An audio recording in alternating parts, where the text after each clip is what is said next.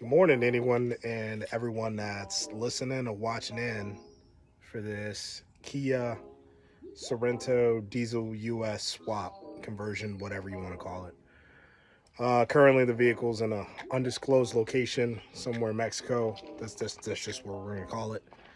Um, but I figure that some of you that watch or view or like anything that I'm doing with Kias may be interested in how this vehicle runs. So I'm just going to do a quick little walkthrough. It's got 170K, I believe, so that's a little over 100,000 miles. It runs pretty good. I think it needs a few things, but it's not too bad for the price. I don't know how this is going to work in the long run, but for now, hey, it sounds like a great idea. One thing I do like is the factory key fob. It's actually pretty dope, I'm not gonna lie. So battery's still good. It's not in too bad a shape, but obviously it could be better. Inside's not looking too bad. I mean, it's kind of ratty, but I wish this thing had like tan leather or something like that. That way I could actually use the leather, but unfortunately it's gray, so I'm not really too worried about it. Obviously, I'm just more concerned about the drive on it. So start this thing up here. Wait for our glow plugs to go out. That's gonna be something to get used to. Starts right up. It's got a little bit of a belt whine, but it's not too bad. Everything in here works. We got the climate control and things like that. And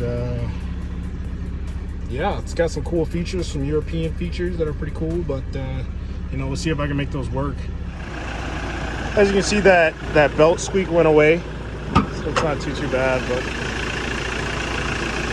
pop the hood, look around. A lot of differences here. One notably, there's no throttle cable here, so the fuel actuator, as obviously diesels don't necessitate a throttle.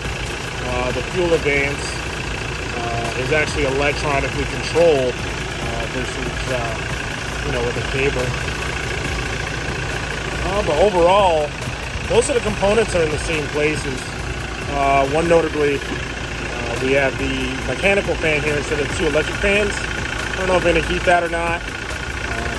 Mechanical fans are always good, but if the electric fan substructure is already there, why not utilize it? So I don't know, we'll see how that goes. Airbox, expansion tank, same in the same location. Super oily, so I'm thinking this little guy down here, this little buddy, they are definitely prone to failure because they're very small in comparison to the output of this engine. Even though it's a 2.5, they do go out. So why not buy another one only a couple $100? I think I saw it Garrett for about $400, which isn't bad. So but yeah, overall it runs pretty good. Sounds good. Sounds like a diesel. As I mentioned in my previous video about driving one, it's crazy that these make not more power, obviously more torque because it's a diesel, but the towing capacity in comparison to the V6 is just astronomical. I think it's 3,800 pounds for the V6. This is somewhere in the neighborhood of 5,000 pounds, which is more appropriate for this size of a vehicle. But it's crazy that this is a 4-cylinder compared to a 3.5 liter V6. So definitely gonna be an interesting swap. As I mentioned, runs good. So get it back to the States, get everything torn apart, reseal this whole thing.